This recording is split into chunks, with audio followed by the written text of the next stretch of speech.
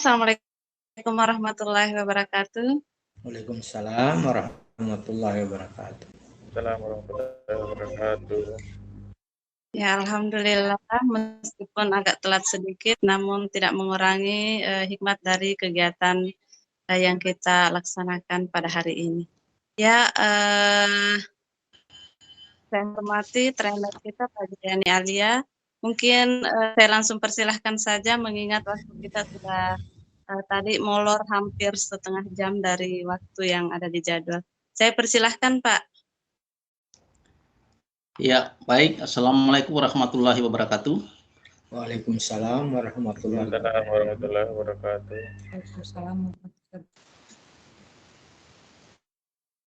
Wassalamu ala asrafil anbiya wal mursalin wa ala alihi wa sahbihi ajmain.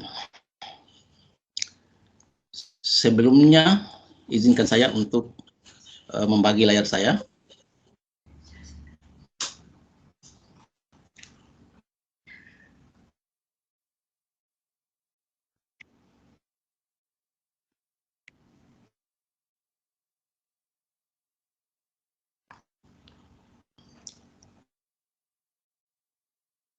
Halo, apa layar saya sudah terbagi?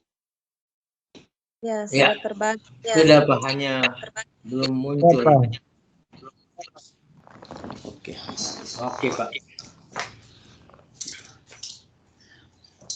Maaf, mungkin akan sedikit agak tersendat karena saya ini menggunakan Teams versi desktop, di mana kapasitas laptop saya itu adalah kapasitas standar yang hanya 4 GB dan banyak aplikasi dalamnya, sehingga mungkin akan sedikit terhambat.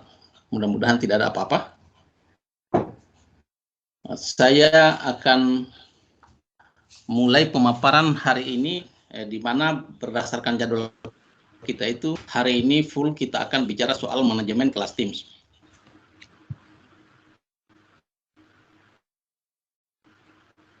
Saya buka jadwalnya juga di perangkat lain, karena memang saya khawatirkan kalau saya buka banyak jendela, laptop saya akan error.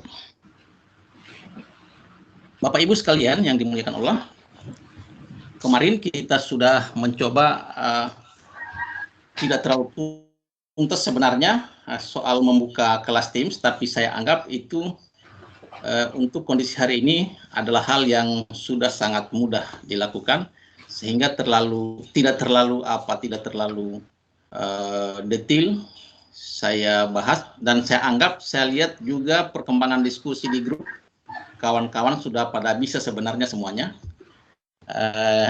Meskipun demikian, tetap kita tunggu kawan-kawan yang ingin berkonsultasi baik di dalam ruang kelas Teams kita ini maupun di grup WA. Selanjutnya saya mau sampaikan, mungkin di antara kawan-kawan masih ada yang belum berhasil masuk di kelas Teams kita ini.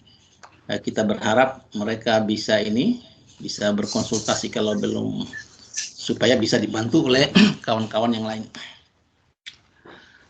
Baik, kita mulai dari hari ini untuk manajemen kelas Teams.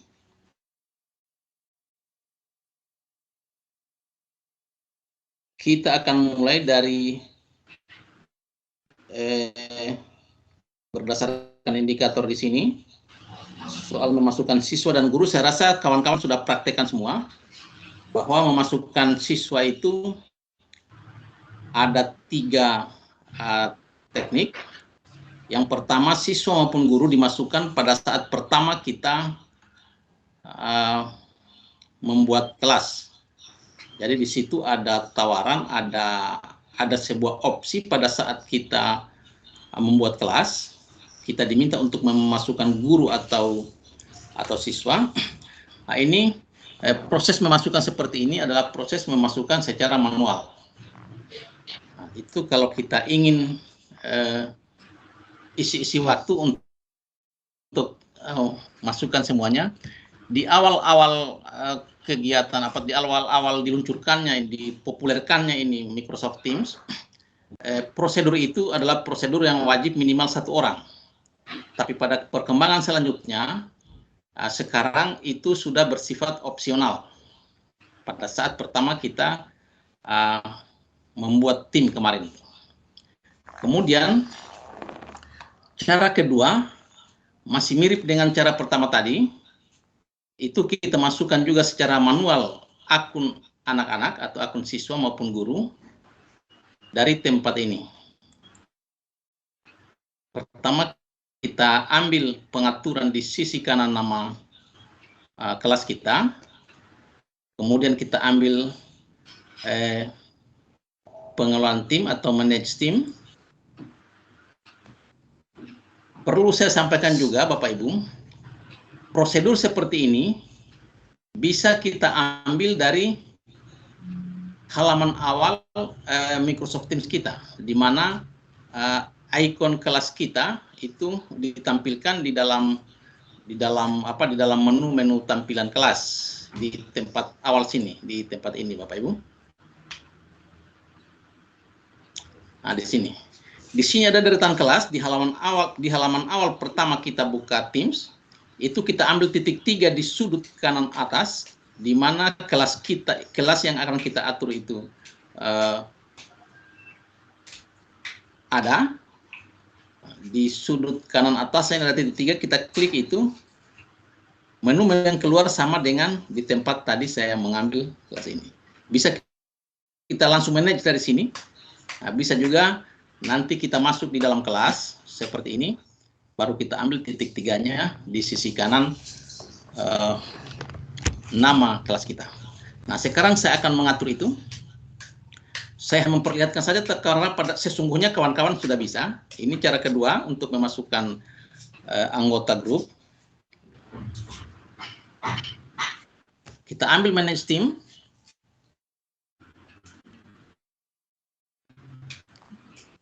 Agak lambat perangkat saya. Kemudian akan langsung terbuka tempat untuk memasukkan anak-anak atau guru, siswa. Disinilah tempatnya. Ini kita punya kelas ini baru berisi 44 orang. Dari sini kita ambil add member atau masukkan anggota grup, anggota kelas. Anggota kelas itu terdiri dari guru atau owner dan siswa. Ya. Dan member ini bisa juga dimasukkan tamu atau guys dengan prosedur yang sama. Namun seperti yang saya kemukakan kemarin, akses atau izin akses untuk tamu dan member itu atau siswa itu tidak sama. Ada banyak hal-hal yang bisa dilakukan oleh seorang member, itu tidak bisa dilakukan oleh seorang tamu. Nah, prosedurnya kita klik add member di sini. Kalau saya klik add member tadi, maka muncul kotak dialog seperti pada saat kita pertama membuat kelas Teams, Bapak Ibu. Jadi disinilah tempatnya kita mengetik seperti kemarin pada waktu pertama kita buat kelas. Di sini muncul juga seperti ini, kita ketik akunnya anak-anak, kemudian kita ambil add di sini. Ya, oke, saya tidak akan memasukkan ini. Kemudian kalau seandainya guru yang akan kita masukkan, maka kita pilih di kolom teacher. Baru kita ambil prosedur yang sama. Kalau sudah selesai kita memasukkan, kita ambil close. Maka anak itu akan masuk akunnya di tempat ini. Oke, itu saya kira itu cara yang untuk menginput secara manual, memilih. Dan kalau anak-anak itu tidak memiliki akun Office 365 yang satu domain dengan kita, maka mereka satu-satunya jalan diinput dengan cara tadi. Diinput dengan cara tadi satu persatu. Nah, disitulah yang saya maksud kemarin bahwa demikian ribetnya kalau anak-anak kita itu kita masukkan sebagai anggota atau siswa tamu di dalam kelas Teams. Sekarang cara yang ketiga, yakni melalui link. Tempat mengambil linknya itu, atau sebentar terlanjur terbuka ini, saya ambil dulu tentang mengundang siswa dengan kode, ya, kode kelas, karena tempatnya ada di sini. Sebab kalau kita mengambil link, kita akan tinggalkan layar ini. Kode kelas diambil di tempat ini, sama tadi dari pengaturan juga, dari titik 3 di samping kanan nama kelas, kita ambil di settings.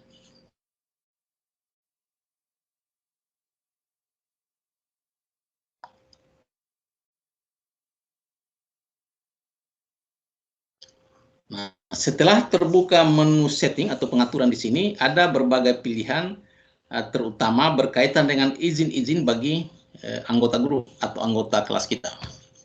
Di sini tentang temanya, kalau kita mau ganti tema di sini akan tampil menggantikan logo dari kelas kita. Jadi kalau kita ingin memasang gambar di sini tempat ambilnya.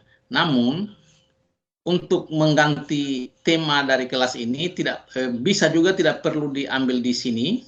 Kita langsung klik saja tanda edit di tempat logonya di sini, akan bisa terbawa pada berbagai tema yang ditawarkan, atau bisa juga kita upload gambar sendiri di dalam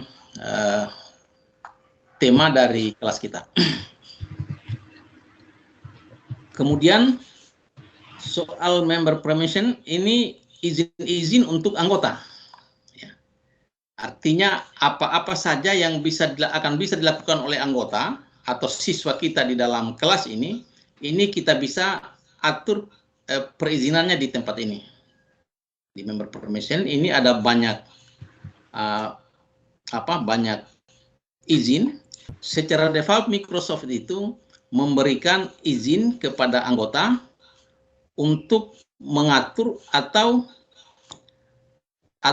menghapus sebuah pesan, untuk memulai atau menghapus sebuah pesan di dalam postingan, ya, dalam postingan dalam postingan kelas.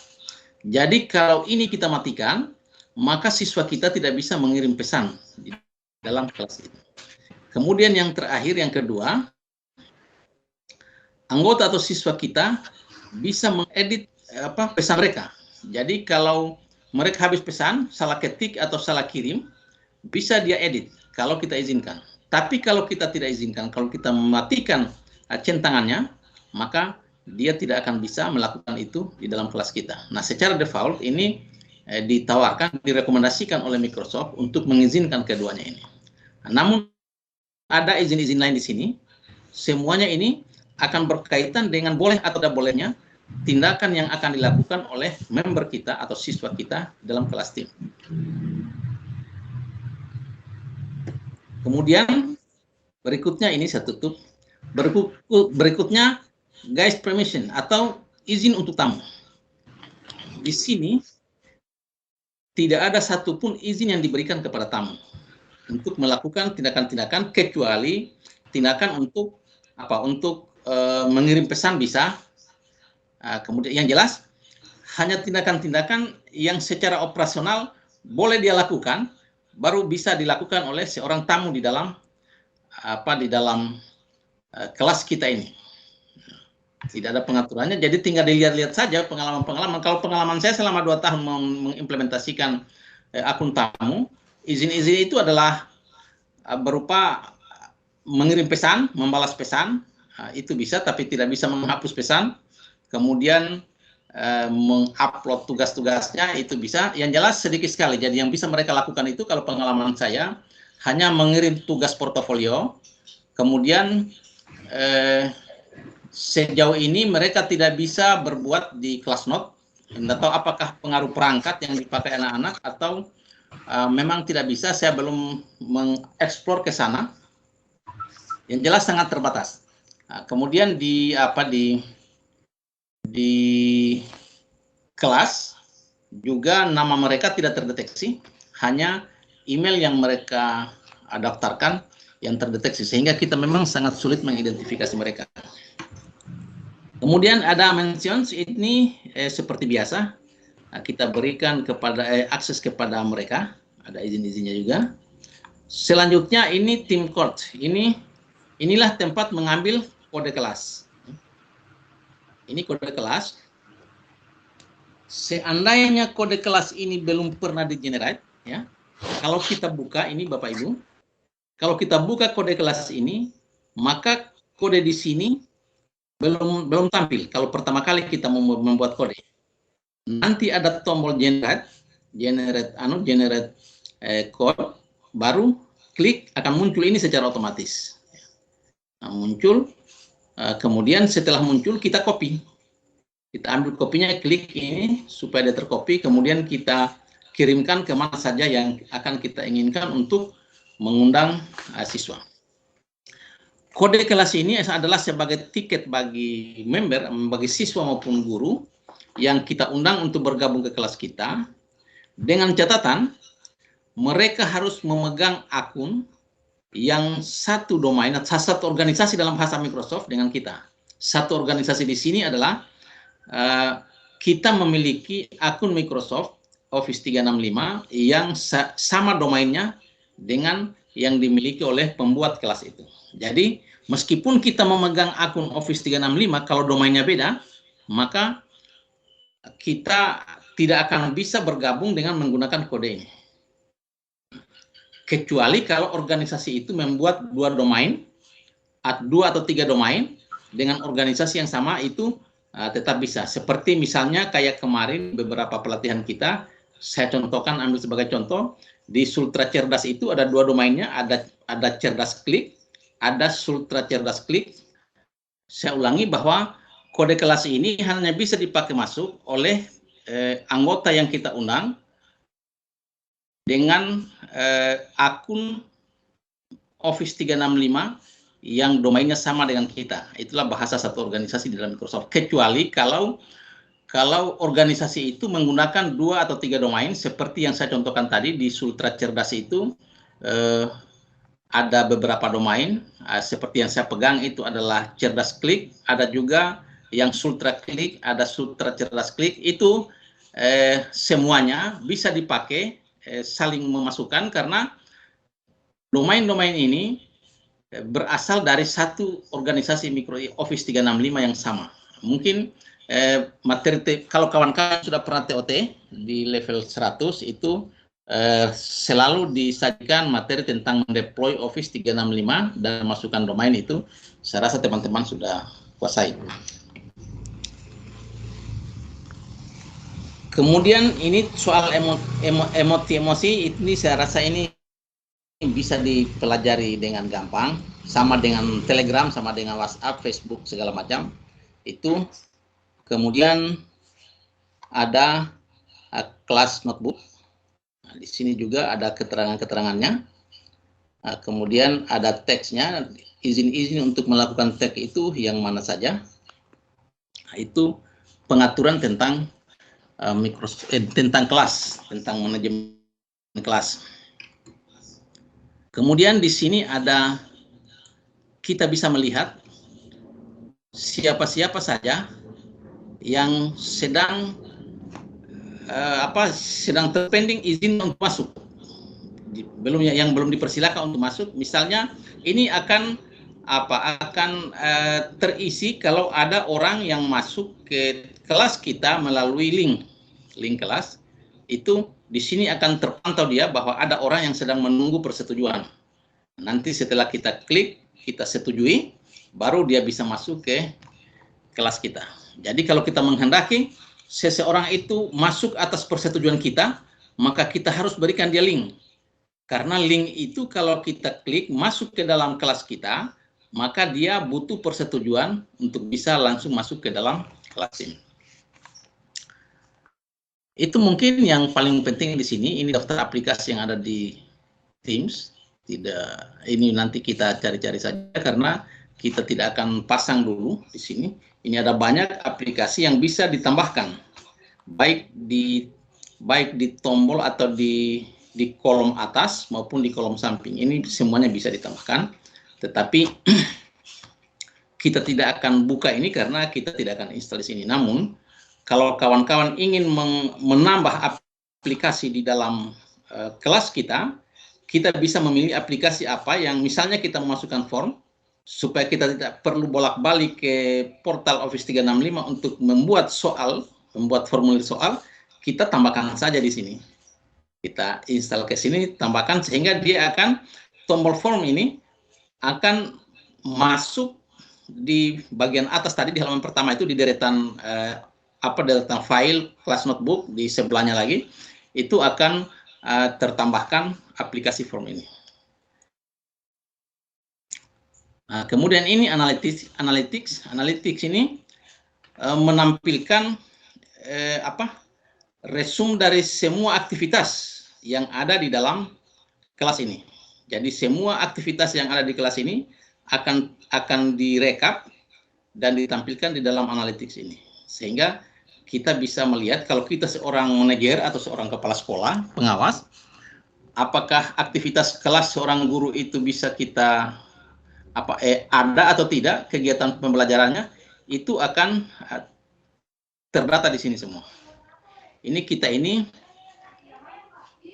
ya di dalam 1 hari terakhir misalnya, dalam 7 hari terakhir ada 40, kemudian aplikasi ada 8 yang diaktifkan. Nah, semuanya terpantau di sini, Bapak Ibu. Jadi keaktifan daripada kelas itu dilihat bukan berdasarkan bukan berdasarkan tuntas tidak tuntasnya tugas kita, tetapi berdasarkan sejauh mana, setinggi apa frekuensi aktivitas kita di dalam kelas itu. Makanya disarankan kalau ada tanya jawab, konsultasi-konsultasi lebih baik di postingan kelas daripada di grup WhatsApp. Grup WA itu sebaiknya kita pakai hanya untuk konsultasi teknis untuk memulai Microsoft Teams. Itu baik di pelatihan seperti ini maupun di kelas sungguhan di sekolah, itu saya sarankan supaya kita melakukan hal seperti itu. Oke, untuk pengelolaan tim saya rasa sampai di sini. Kemudian kita masuk pada mengaktifkan insight, tombol insight-nya. Ini juga tombol insight saya belum aktifkan sejak kemarin. Tombol insight ini hampir sama dengan hampir sama dengan analytics tadi. Jadi dia ini juga akan merekam semua aktivitas yang ada di dalam kelas Teams kita. Hampir sama dengan analytics tadi. Jadi kalau kita mengaktifkan pada saat kita membuat kelas itu belum tampil, masih kosong, sama dengan aplikasi-aplikasi lainnya. Insight ini di awal-awal dipopulerkan, di awal-awal disebarluaskan ini Microsoft Teams, dia belum dimasukkan secara default, namun akhir-akhir ini dia sudah masuk secara default. Untuk mengaktifkannya, kita langsung klik saja ini, tidak perlu kita memasukkan apa-apa. Kita ambil Get Insight for Your Class. Itu untuk wawasannya, artinya supaya bisa dipantau ini kelas kita oleh pembuatnya. Jadi setelah kita aktifkan seperti ini, inilah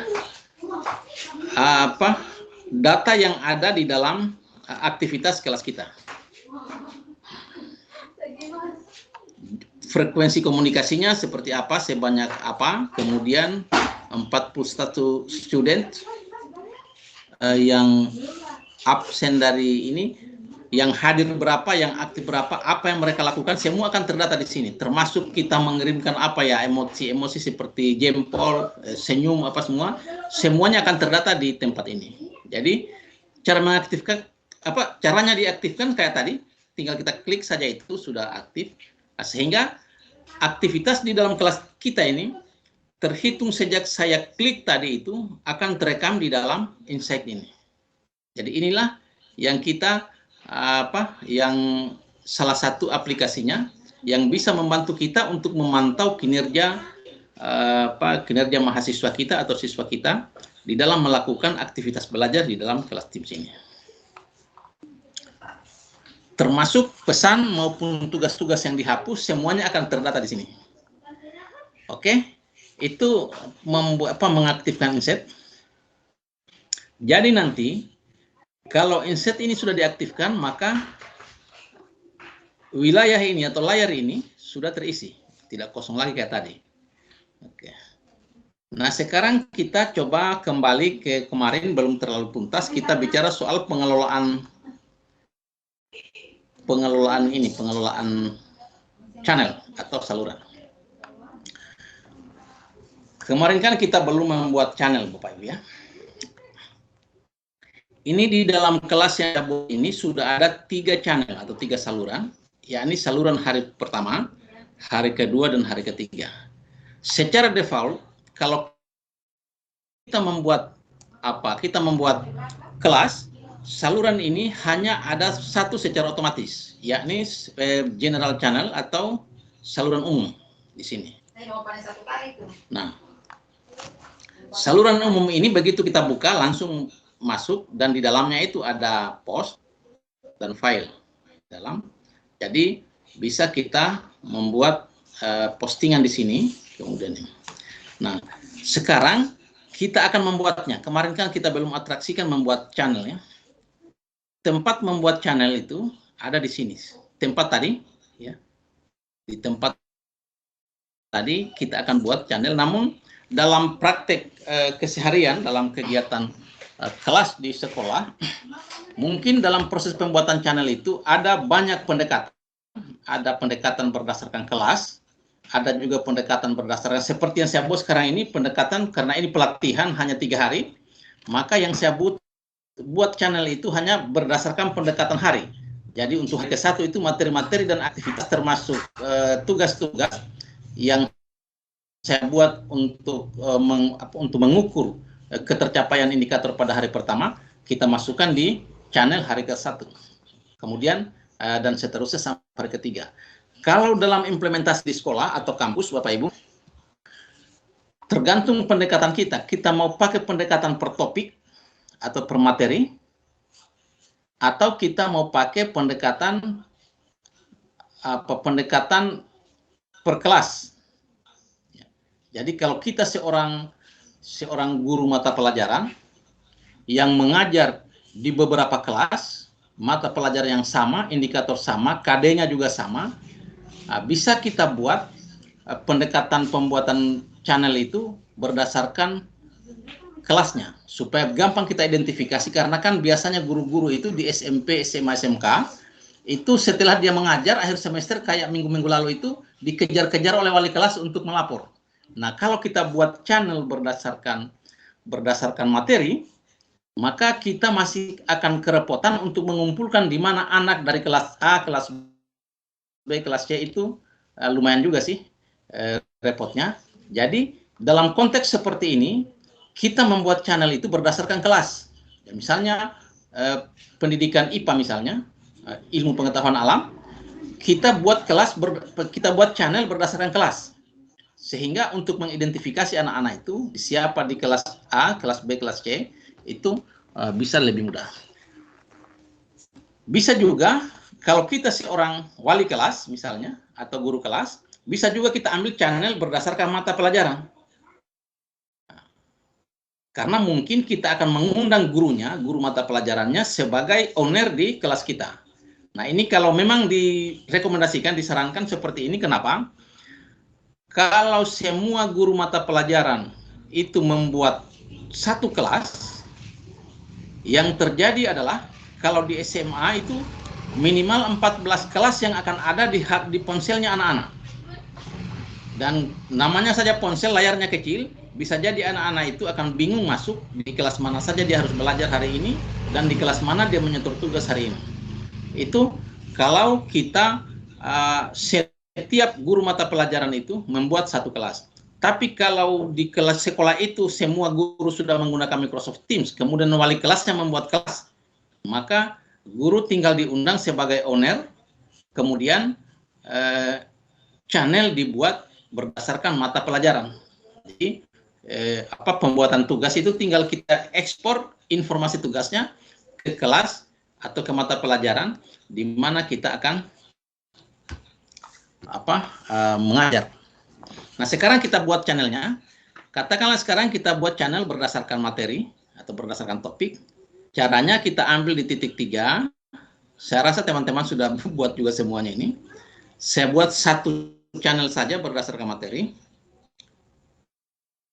Nah, ini add channel, ya. Kalau saya buat add channel, maka kita akan terbawa ke sini. Kita diminta untuk memasukkan nama channel. Misalnya channelnya kita buat berdasarkan topik. Katakanlah topiknya apa ya? Teori himpunan, ya. Di sini ada deskripsi, bisa kita masukkan, bersifat opsional. Kalau ingin kita memberikan penjelasan tentang channel ini, kita masukkan.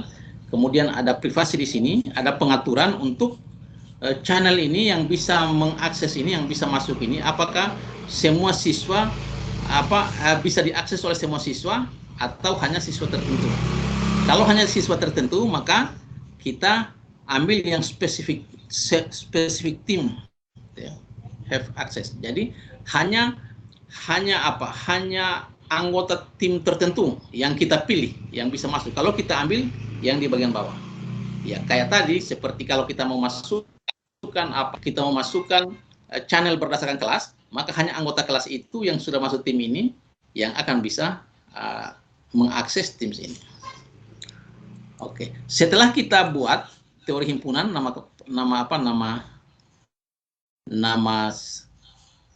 channelnya, kita ambil ini. Katakanlah kita batasi hanya orang-orang yang memprogramkan mata kuliah teori himpunan misalnya yang bisa mengakses channel ini.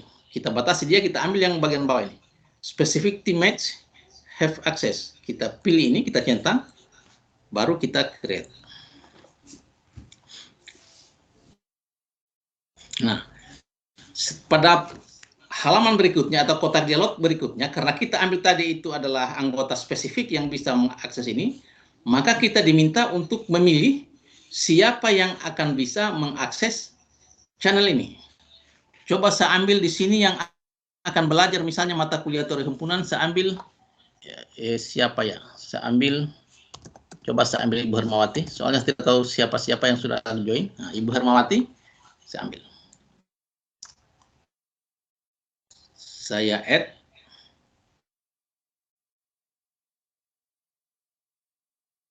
Nah, Ibu Hermawati ini di kelasnya Ibu Hermawati itu sudah akan tampil satu channel yang namanya teori himpunan. Kalau dia masuk di kelas yang saya buat ini. Sementara teman-teman lain, teori himpunan ini tidak akan bisa kelihatan di kelasnya. Bisa dicek, belum bisa itu. Hanya Ibu Hermawati yang akan bisa melihat channel ini. Ya, jadi dengan demikian semua anak-anak atau semua mahasiswa, kalau memang sudah mahasiswa yang memprogramkan mata kuliah teori himpunan itu akan bisa melihat channel ini. Nah, dan kalau kita membuat tugas, ya, misalnya, coba saya buat tugas, saya atraksikan buat tugas ya, meskipun tidak akan buat.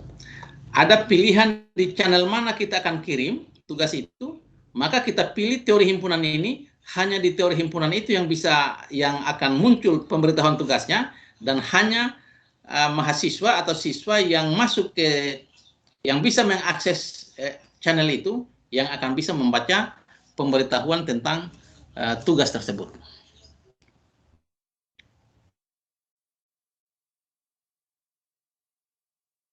Oke, ini saya coba lihat. Ambil eksamen saja.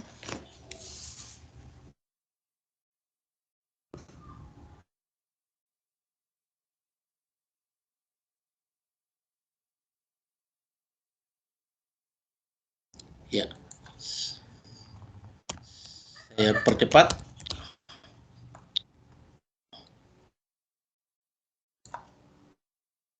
Instruksinya juga tidak perlu kita isi karena kita hanya mau atraksi tentang pemberitahuannya. Nah, di sini tempatnya Bapak Ibu. Post assessment notification to channel general. Ini kan secara default di general. Maka pemberitahuannya akan muncul di general. Kalau kita ganti, ya, kita ambil edit di sini.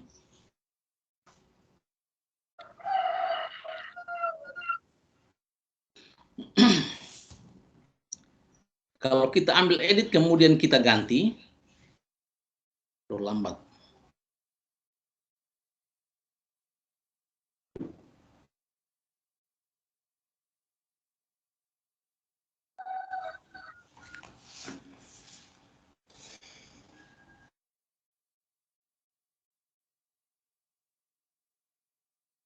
lambat ya.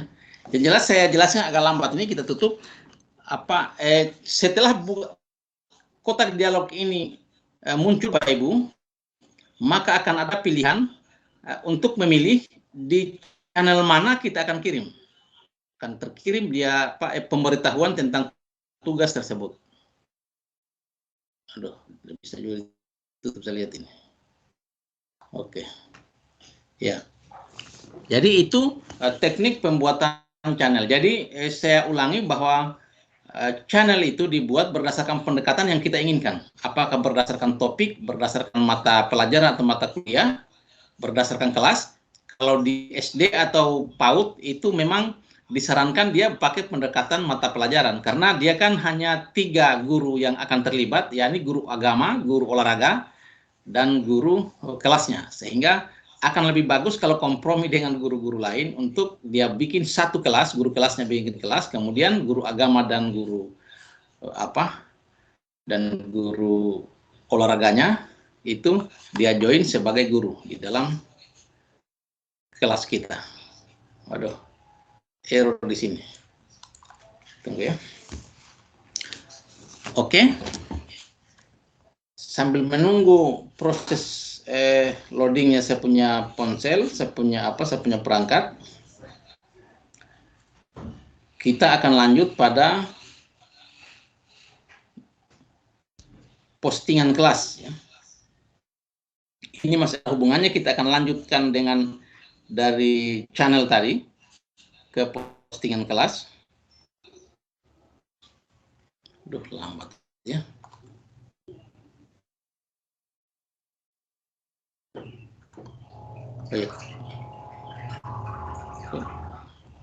Oke, saya tutup tadi karena lambat. Baik, jadi begitu tadi Bapak Ibu ya, karena lambat tadi saya punya perangkat tidak menunjang untuk saya lanjutkan. Setelah kita klik edit tadi Bapak Ibu, maka akan muncul permintaan deretan channel yang akan yang akan menjadi tujuan penyampaian informasi tentang tugas tersebut.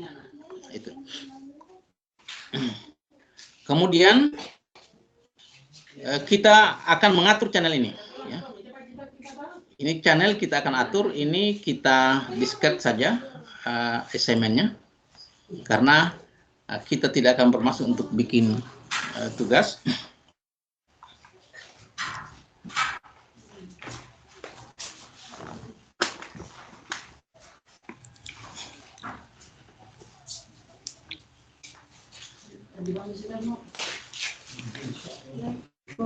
Salam, masuk. Kita akan membuat pengaturan tentang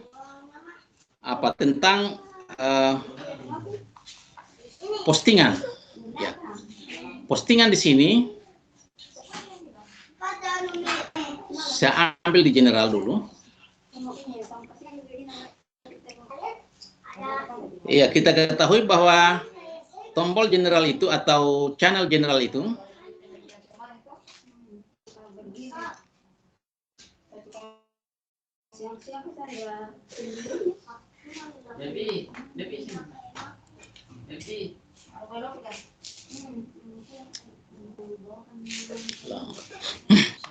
Oke, di tombol general ini kan begitu kita buka maka akan langsung masuk ke postingan. Di postingan inilah yang bisa kita atur postingannya. Sekarang kita coba buka tempat untuk mengatur postingan di tiap-tiap channel itu kita ambil di titik 3. Keluar dulu untuk masuk kembali di versi web. Ya. Saya izin keluar dulu ya, Ibu Moderator. Nanti saya masuk sekitar 3 atau 4 menit lagi. Bagaimana kalau kita yang break waktu sholat asar, karena ini di masjid sudah terdengar bunyi, jadi sekalian peserta mungkin istirahat untuk sholat. Nanti pada saat sebentar 15 menit. Oh iya, bisa juga. Ya, boleh. Bisa, sekitar 15 menit. Sambil saya normalkan dulu saya punya perangkat, karena ini tidak bisa bergerak sama sekali saya lihat. Gara-gara saya pakai versi desktop. Untuk mengatraksikan pengaturan meeting room dengan desktop, insya Allah kita lihat kalau ada waktu sebentar sore, kalau tidak mungkin bisa kita ambil besok. Silakan Ibu Moderator, kita jeda sebentar. Oke, jadi kita jeda forum kita kali ini, dan insya Allah kita setelah selesai sholat asar kurang lebih 15 menit ke depan. Saya akhiri dengan ucapan fastabiqul khairat. Assalamualaikum warahmatullahi wabarakatuh. Waalaikumsalam warahmatullahi wabarakatuh.